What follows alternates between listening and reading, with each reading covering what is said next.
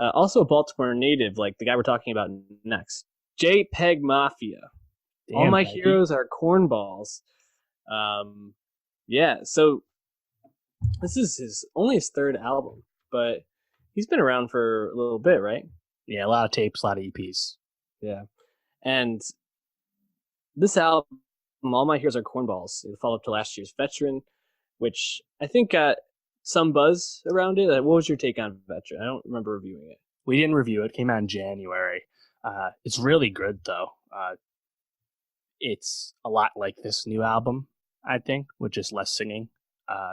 And kind of this new album, All My Heroes Are Cornballs, is kind of a continuation of Veteran in terms of Peggy's self-aware, dark humor, confrontational attitude, and delivery, and all that. It's kind of peak Peggy, I think.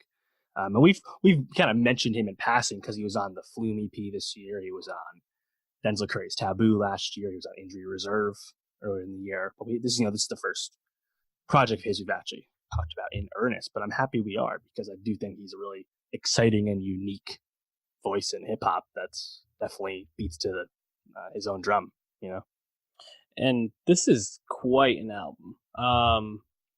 And I mean that in a good way. I found this to be a really interesting listen, and for not super aware other than the tracks I had heard JPEGMAFIA on, like you already mentioned. I was really pleasantly surprised that it seems like he put a lot of thought into this album, and even though some of it, I don't know if I totally get everything that's going on in here. There's a lot of like choppiness, a lot of cuts to like random sounds and just things kind of put in there, like distorted voices, or I think there's even some like messages for like voicemails played at certain points. I think this album flows together really well, and it almost made it hard for me to pick a favorite song that I liked, because I the way I listened completely to it, agree. yeah, I just listened to it as one whole piece, and I found it to be really, really engaging pretty much throughout. So, um, give me your general thoughts about this album, then we'll kind of dive deeper into some of the tracks, maybe. Yeah, so I mentioned the singing. The singing stood out to me because he hasn't really done it before, Mm-hmm. and I thought it was actually done pretty well. The first single, "Jesus Forgive Me, I'm a Thought," I think he sings on that, he croons a little bit, and I think it's done well. And this whole album is completely self-produced by him. I mean, I think there's some session work from other musicians, but it's really all Peggy, and it's a really, I don't know, you kind of said it already, atmospheric sound. Mm.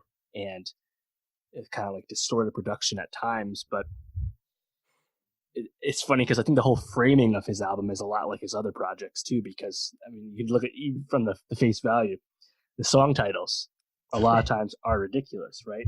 Beta male strategies, thought tactics, post verified lifestyle, and my favorite, JPEGMAFIA type beat, which is hilarious if you know anything about how people make beats on YouTube these days. Mm-hmm. But I mean, it continues. Like his first album is called Black Ben Carson. On Veteran, one of the great songs is called "I Cannot Fucking Wait Till Morrissey Dies." One of his best singles is called "I Might Vote for Donald Trump."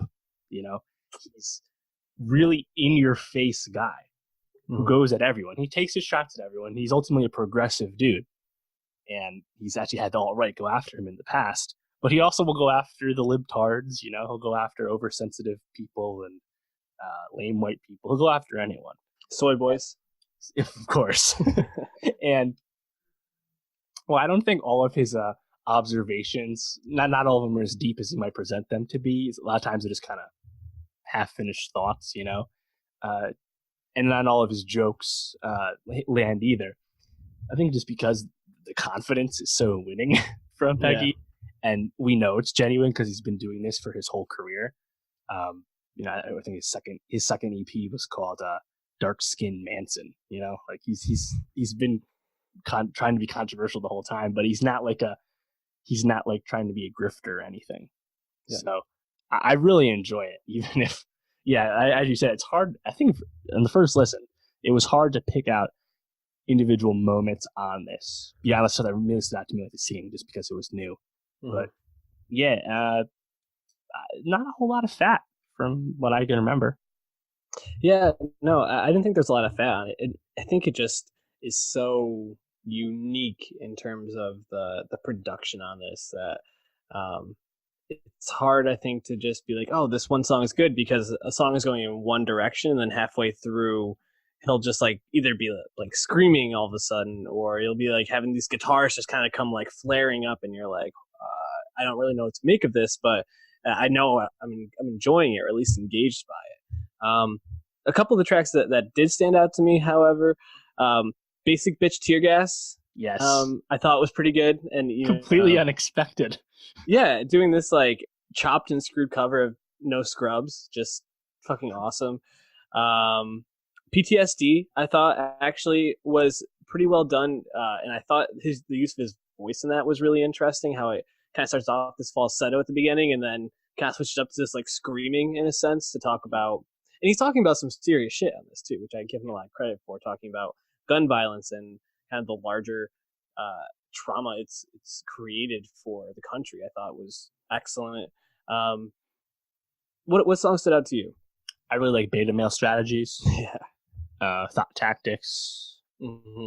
Basic Bitch Tear Gas. Again, just because that's like the fourth to last song on the album. It just comes so out of nowhere, man.